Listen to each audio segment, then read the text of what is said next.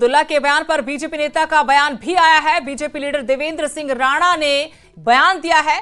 2014 में बीजेपी के साथ सरकार बनाना चाहते थे उमर अब्दुल्ला, यह उनकी तरफ से आरोप लगाया गया है। उमर अब्दुल्ला खुद बीजेपी अध्यक्ष अमित शाह से मिले भी थे। पीडीपी के साथ कोई बातचीत नहीं थी, हमारा किसी से गठबंधन नहीं है, वो अपने दम पर चुनाव लड़ रहे हैं। पीडीपी और बीजेपी का कोई संबंध आपस में नहीं है, कोई बातचीत उनकी नहीं हुई है। लेकिन उमर अब्दुल्ला को लेकर एक बड़ा खुलासा जरूर किया कि 2014 में बीजेपी के साथ वो सरकार बनाना चाहते थे। उमर अब्दुल्ला खुद बीजेपी अध्यक्ष अमित शाह से मिले थे।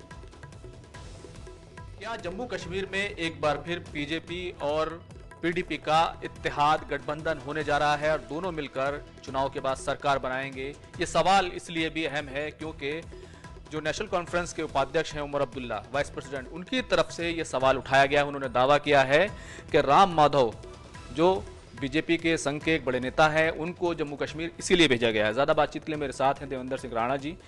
आप तो नेशनल कॉन्फ्रेंस में रहे हैं, कितनी संभावना है इस बात की जो उमर अब्दुल्ला कह रहे हैं? देखिए, उमर अब्दुल्ला साहब एक भ्रम बनाने की कोशिश कर रहे हैं और लोगों, कश्मीर के लोगों को गुमराह कर रहे हैं। उनका वो एक नैरेटिव बना रहे हैं कि हर पॉलिटिकल पार्टी जो इस वक्त कश्मीर में ऑपरेट कर रही है वो बीजेपी की प्रॉक्सी है और सिर्फ नेशनल कॉन्फ्रेंस है जो इसका बीजेपी के साथ कोई लेना देना नहीं। 2014 की अलायंस जिसकी वो बात कर रहे हैं पीडीपी और बीजेपी की, उस दौरान उमर अब्दुल्ला साहब ने इतनी कोशिश की कि किसी न किसी तरीके से नेशनल कॉन्फ्रेंस और बीजेपी की सरकार बने और मैं उस सारी कोशिश का हिस्सा था, इसलिए मैं जानता हूँ।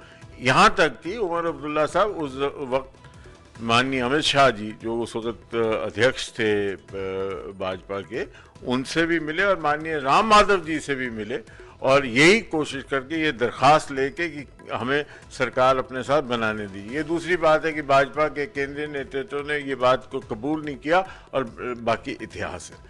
और फिर मैं आपको ये भी बता दूं कि 370 के हटने के बाद 5 अगस्त 2019 से लेकर अक्टूबर 2021 तक, जब तक मैं हिस्सा था नेशनल कॉन्फ्रेंस का, मुसलसल कोशिशें हुई नेशनल कॉन्फ्रेंस की तरफ से।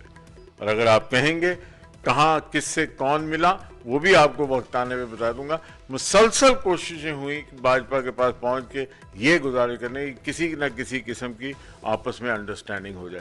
तो ये जो भ्रम बनाने की कोशिश की राम माधव जी को लाया गया है कि पीडीपी के साथ, ये वो अब ये कोशिश कर रहे हैं कि सारे जो हैं वो बीजेपी के साथ मिले हुए हैं, सिर्फ हम नेशनल कॉन्फ्रेंस वालों का बीजेपी के साथ कुछ ले रहे हैं। लोग सब समझते हैं और लोग जानते हैं कि सच्चाई। नेशनल कॉन्फ्रेंस पीडीपी हो, नेशनल कॉन्फ्रेंस हो या कोई भी पार्टी हो, उसके साथ बीजेपी का कोई अलायंस नहीं है।